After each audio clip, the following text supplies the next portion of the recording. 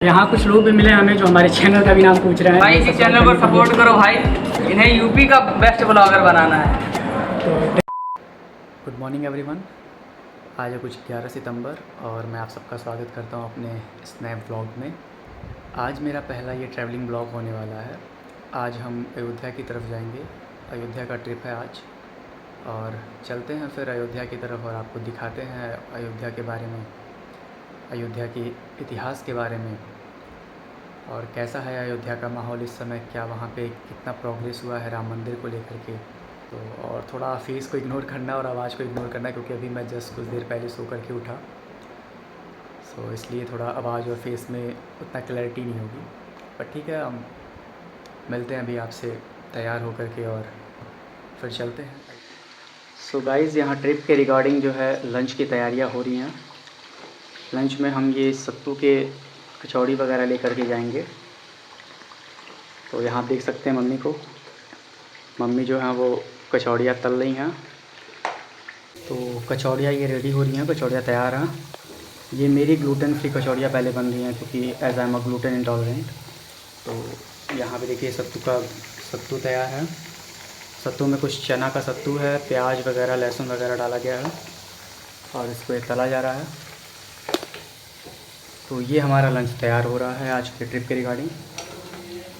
तो तैयार हो चुके हैं हम, चलते हैं, पहले कुछ खाते हैं और फिर निकलते हैं अपने सफ़र पर।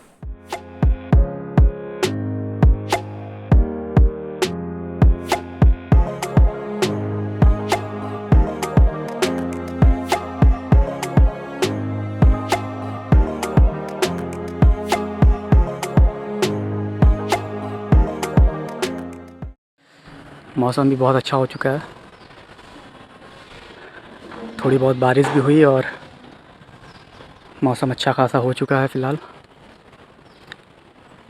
चलते हैं फिर, घर से निकलते हैं और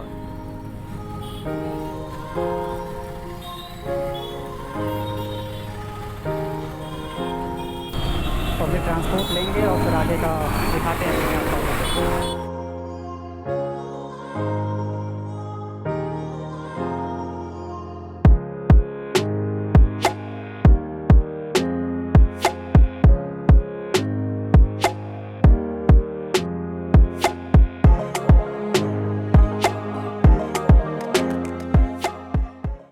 तो कुछ 10 मिनट हुए थे घर से निकले हुए और चलते ही चलते बस स्टैंड आ गया था। सामने अयोध्या की बस लगी हुई थी।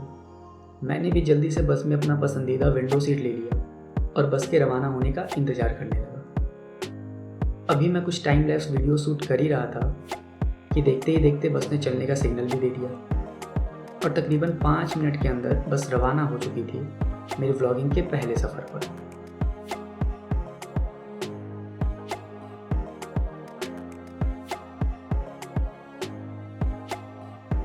मेरे शहर बस्ती से अयोध्या की कुल दूरी लगभग 70 किलोमीटर है, जिसके मुझे तकरीबन 110 रुपये बस का फेयर देना पड़ा और बस्ती से अयोध्या जाते वक्त नेशनल हाईवे 28 को पकड़कर जाना पड़ता है, जो लखनऊ का रूट भी है। मेरे शहर बस्ती का इतिहास भी रामायण काल से ही जुड़ा हुआ है। ऐसी मान्यता है कि अयोध्या और महाराज दशरथ के राजगुरु महर्षि वशिष्ठ का आश्रम उत्तर प्रदेश के जिले बस्ती में था और श्री राम जी अपनी किशोरावस्था में कुछ अल्प समय के लिए महर्षि वशिष्ठ के आश्रम में शिक्षा ग्रहण हेतु रुके थे और इसी वजह से बस्ती का प्राचीन नाम भी वशिष्ठ नगर ही था। बस्ती से अयोध्या के बीच आने वाले इन 70 किलोमीटर का इतिहास भी रामायण काल से बखूबी जुड़ा हुआ है। खैर, देखते ही देखते कुछ 1 घंटे की यात्रा के पश्चात बस ने हाईवे पर बने एक ढाबे पर 15 मिनट का अल्प विराम लिया। सारे यात्री बस से उतरकर चाय नाश्ता वगैरह करने चले गए। उसके बाद बस फिर से रवाना हुई अपने गंतव्य के लिए। अयोध्या बस स्टैंड से 2 किलोमीटर पहले ही सरयू नदी ने हमारा स्वागत अयोध्या में किया, जहां से अयोध्या का घाट और सरयू की छवि बहुत ही मनोरम लग रही थी।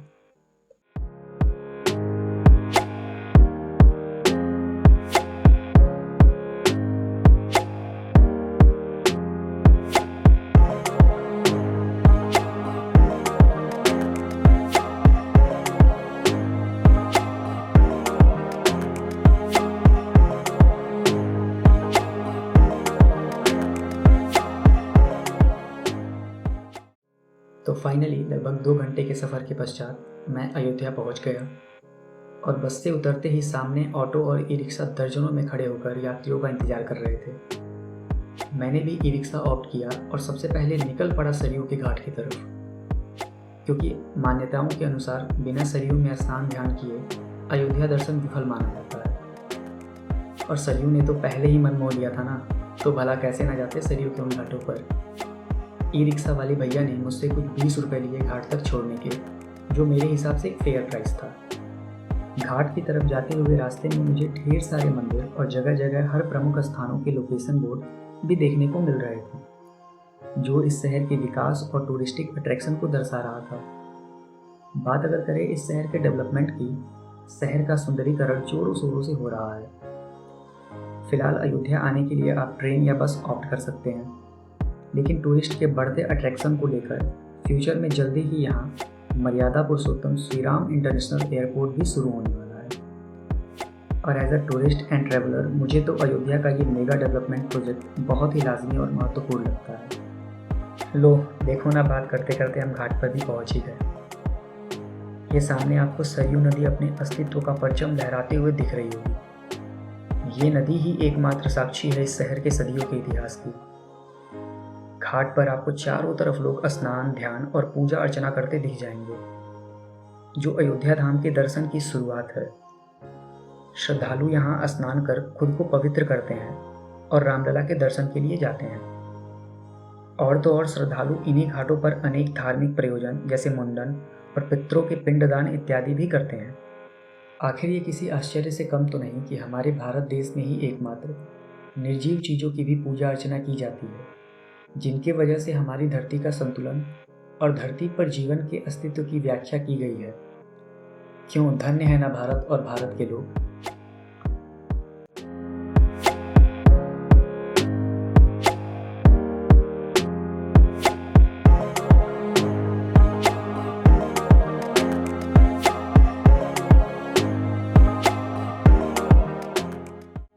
सरयू में नावों को चलते देख मेरी भी तीव्र इच्छा हो रही थी नौका विहार करने की। तो फिर क्या था, स्नान और ध्यान के पश्चात मैंने भी बोटिंग करने की सोची और कुछ 70 रुपये देकर हो गया नाव पर सवार सरयू में भ्रमण करने हेतु। बोटिंग के लिए चलते हैं। ऐसा कुछ बोटिंग का माहौल है।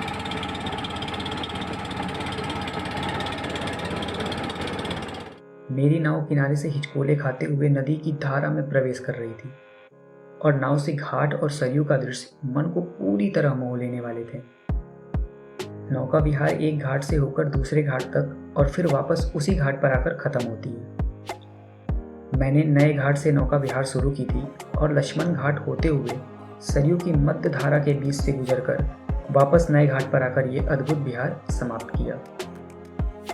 बात अगर हम करें सरयू नदी के इतिहास की, तो ये उत्तराखंड के नंदकोट पर्वत से निकलकर भारत नेपाल की सीमा पर पंचेश्वर में एक दूसरी नदी शारदा में समाहित हो जाती है और उत्तर प्रदेश के सीतापुर आते आते ये घाघरा नदी को भी खुद में समाहित कर अयोध्या की तरफ अग्रसर हो जाती है और इसीलिए इसको सरयू के साथ साथ घाघरा के नामों से भी पुकारा जाता है। वाल्मीकि रामायण और रामचरितमानस के अनुसार तो अयोध्या में कई वर्षों तक श्री राम जी ने राजपाट देखने के पश्चात इसी सरयू नदी में जल समाधि लेकर धरती पर अपनी इह लीला समाप्त की थी और वैकुंठवासी हो गए थे।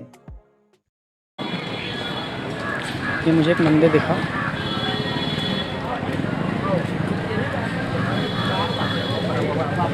मैं आपसे ये रिक्वेस्ट ज़रूर करूँगा कि आप अगर आते हैं घाट पे आते हैं तो ऐसे छोटे छोटे मंदिर आपको ज़रूर देखेंगे, यहाँ दान जरूर दें। बड़े मंदिरों में दान देने के साथ साथ आप यहाँ ज़रूर दान दें, क्योंकि यहाँ ऐसे बहुत से माताएं और बहुत से ऐसे साधु लोग बैठे रहते हैं जिनका जीवन यापन ही इस दान के माध्यम से होता है। तो मैं ये रिक्वेस्ट ज़रूर करूँगा कि आप यहाँ ऐसे ऐसे छोटे मंदिरों पर ज़रूर आएँ।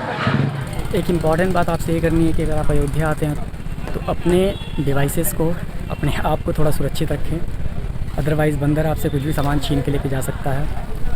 तो इसके लिए आपको खुद सजग रहना पड़ेगा और आपका मोबाइल भी जा सकता है, आपका चश्मा भी जा सकता है और आपके खाने पीने के सामान भी जा सकते हैं। तो बंदरों से बच। सरयू में स्नान कर चुके हैं। सरयू में स्नान के पश्चात अब हम चलेंगे हनुमानगढ़ी की तरफ, जो कि यहाँ का सबसे फेमस हनुमान मंदिर है। ऐसी मान्यता है कि अगर आप अयोध्या आते हैं और हनुमानगढ़ी का दर्शन नहीं करते तो फिर कोई मतलब नहीं रहता। तो फिर हम चलते हैं, पहले हनुमानगढ़ी घूम के आते हैं। ऐसे ही रिक्शा बहुत सारे मिल जाएंगे अयोध्या में, जो कि आपको पूरा दर्शन करा सकते हैं अयोध्या का। ये भैया हमारे साथ हैं। क्या नाम आपका भैया? क्या नाम है आपका? सोनू कुमार मौर्य। इनका नाम सोनू कुमार मौर्य है। ये हमको हनुमानगढ़ी लेकर जाएंगे। चले फिर? हाँ चलिए।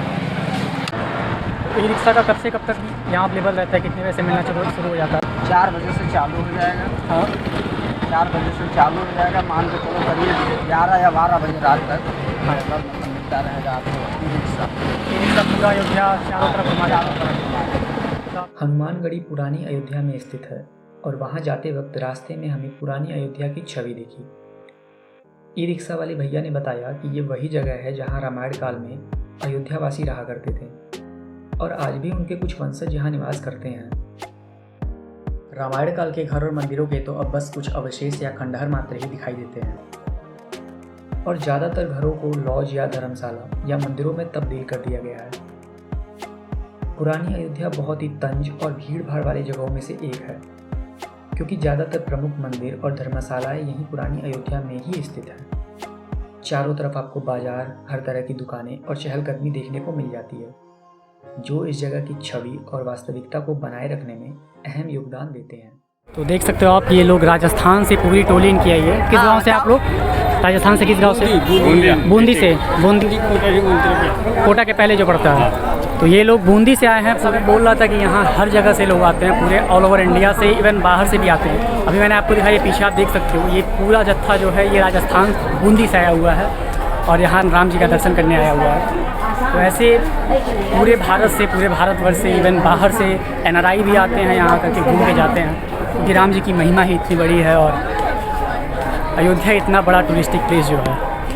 सरयू नदी के दाहिने तट पर ऊंचे टीले पर स्थित यह मंदिर ही हनुमानगढ़ी के नाम से जाना जाता है। हनुमानगढ़ी मंदिर के 2 द्वार हैं, जिसके थ्रू आप मंदिर में प्रवेश ले सकते हैं। मैंने मंदिर में प्रवेश पिछले द्वार से लिया था।